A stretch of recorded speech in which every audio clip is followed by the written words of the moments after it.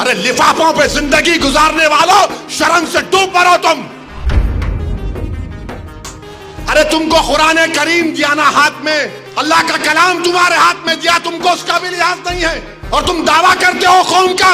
बहुत बोल सकता हूं, याद रखो मेरी जबान को लगाम नहीं है, तुम्हारा घर से निकलना महाल कर दूंगा मैं यहां पे।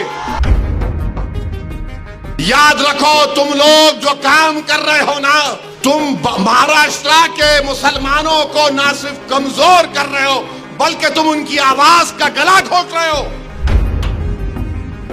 अरे तुम इलेक्शन लड़ो, हम तुम्हारी तायीद करने को तैयार। कब तक तुम ये सियासत करोगे?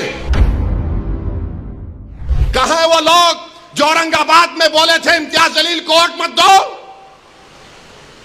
उस समाजवादी पेंडेंट को तो बोले थे अरे चेहरा दिखाओ औरंगाबाद के अवाम के सामने तुम। अरे लिफाफों पे जिंदगी गुजारने वालों, शर्म से डूब मरो तुम। मेरे घर को आए थे, मेरे घर को आए थे हैदराबाद को, बगैर बोले मेरे घर को आए। मैं वक्फ के बिल की मीटिंग में जा रहा था, पलट मेरा गार्ड फोन करा के साहब इतने लोग आए, मिला। घर पे आए तो मैंने कहा कि मेरा घर इतना बड़ा नहीं है, आप लोग 20 लोगों को ले लीजिए। 20 लोगों को बिठाया, वो बात करे मैं बात करा, लेटर लिख के दिए इनको टिकट दो, मला मैं गौर करूंगा।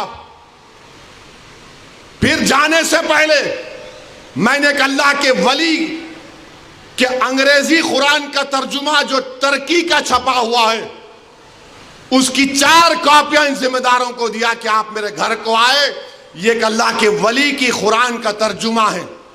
एक एक के हाथ में दिया तो औरंगाबाद जाके बोले हम घर को गए थे, हमारे को चाय तक नहीं पिलाए। अरे आप पहले से बोल देते तो नान खलिया खिला देता मैं आपको।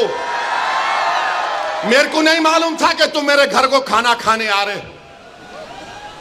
अरे तुमको कुरान करीम दिया ना हाथ में, अल्लाह का कलाम तुम्हारे हाथ में दिया, तुमको उसका भी लिहाज नहीं है और तुम दावा करते हो कौम का। बहुत बोल सकता हूं, याद रखो मेरी जबान को लगाम नहीं है, तुम्हारा घर से निकलना महाल कर दूंगा मैं यहां पे। मेरे भाई इमाम शाफई मुफ्ती साहब बैठे हुए, इमाम शाफई रहमतुल्लाह अलैह का जमाना है।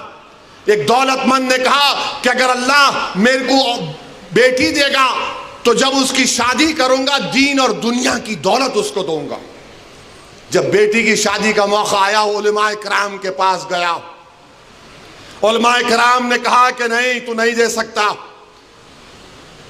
दीन और दुनिया की दौलत तो कैसे देगा, तेरी कसम गलत हो गई।